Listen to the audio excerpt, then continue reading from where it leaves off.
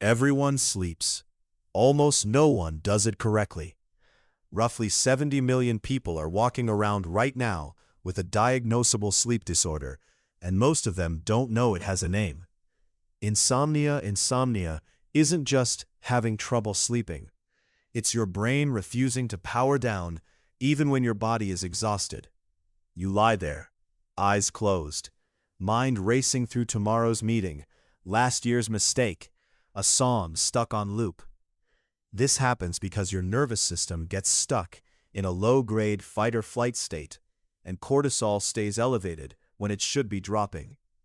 Your body thinks it's still guarding against a threat, so it won't let go. Here's the thing.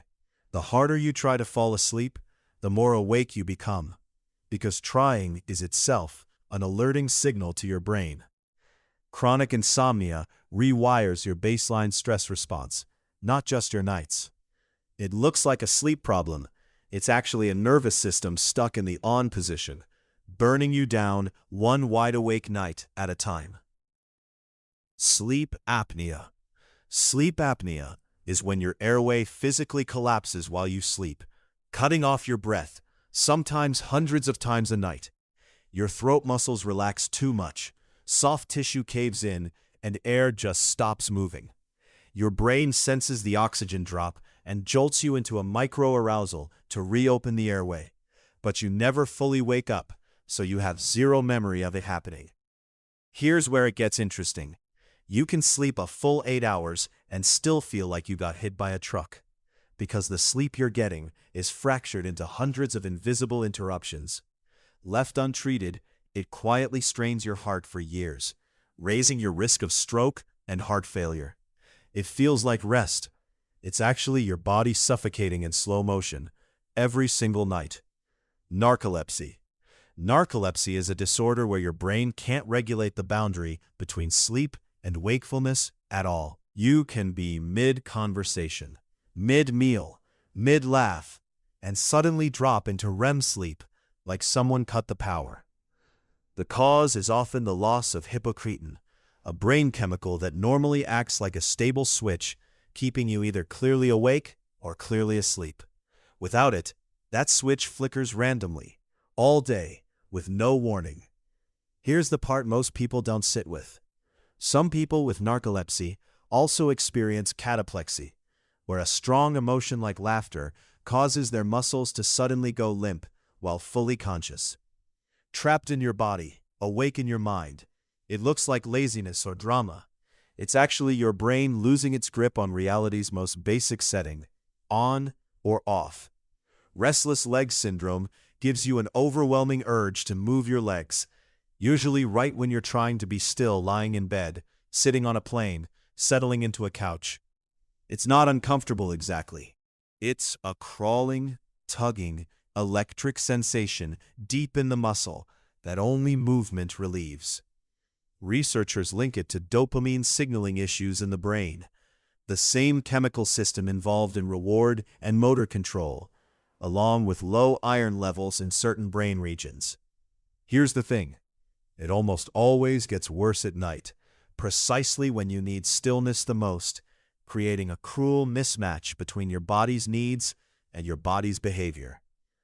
Partners lose sleep too, from the constant shifting beside them. It seems like restlessness. It's actually your nervous system sabotaging the one moment you need it to cooperate. Sleepwalking. Sleepwalking happens when your brain gets stuck between two states, the deep, dreamless sleep stage and full wakefulness, and your body acts out the wakeful part while your mind stays offline. You can walk, talk, even eat with your eyes open and completely unresponsive. And remember none of it in the morning.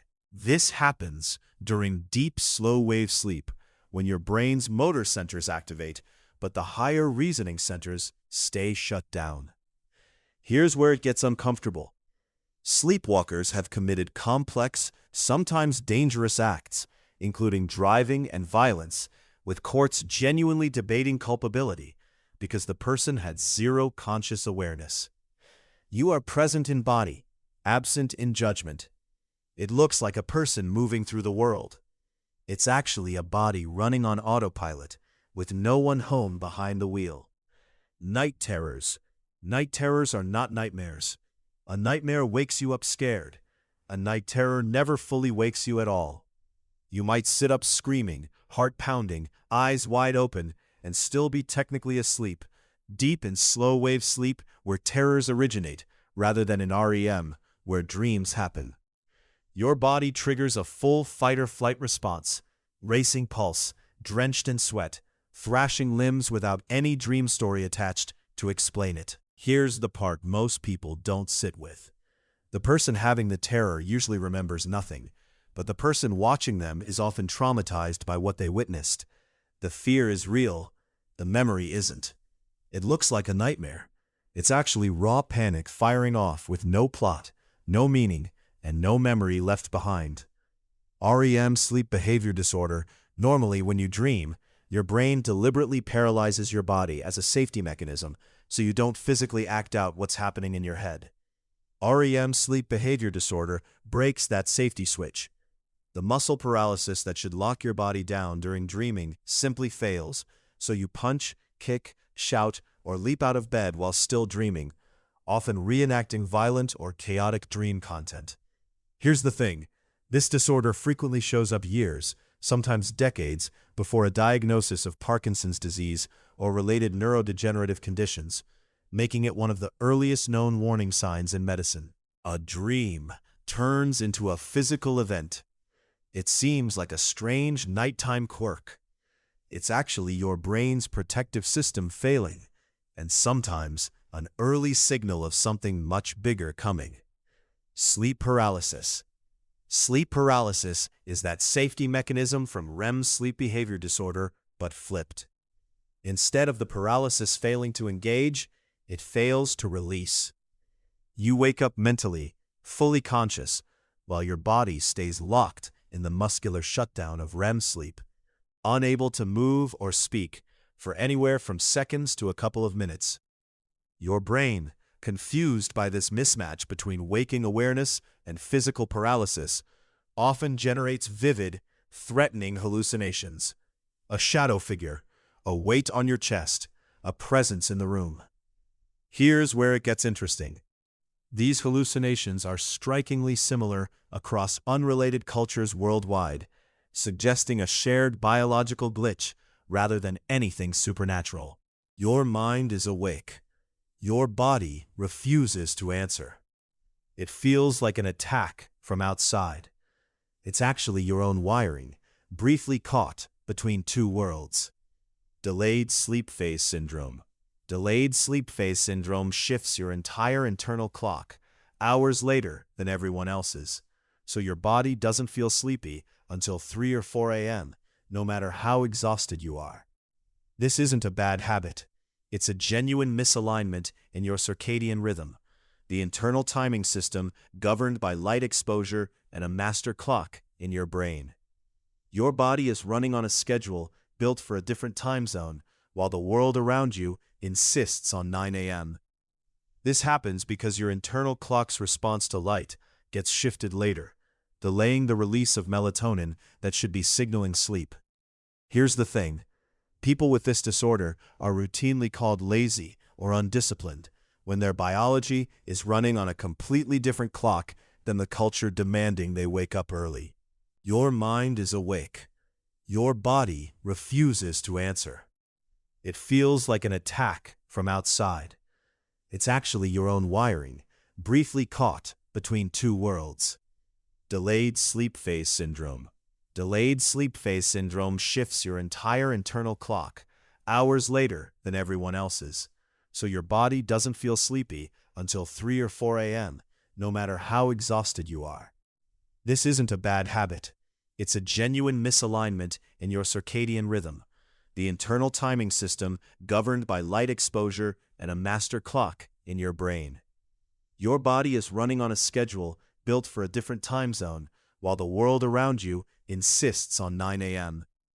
This happens because your internal clock's response to light gets shifted later, delaying the release of melatonin that should be signaling sleep. Here's the thing. People with this disorder are routinely called lazy or undisciplined, when their biology is running on a completely different clock than the culture demanding they wake up early. Willpower can't override wiring. It looks like poor discipline. It's actually a body stuck in the wrong time zone. Every one of these disorders tells the same uncomfortable truth. You don't fully control your sleep.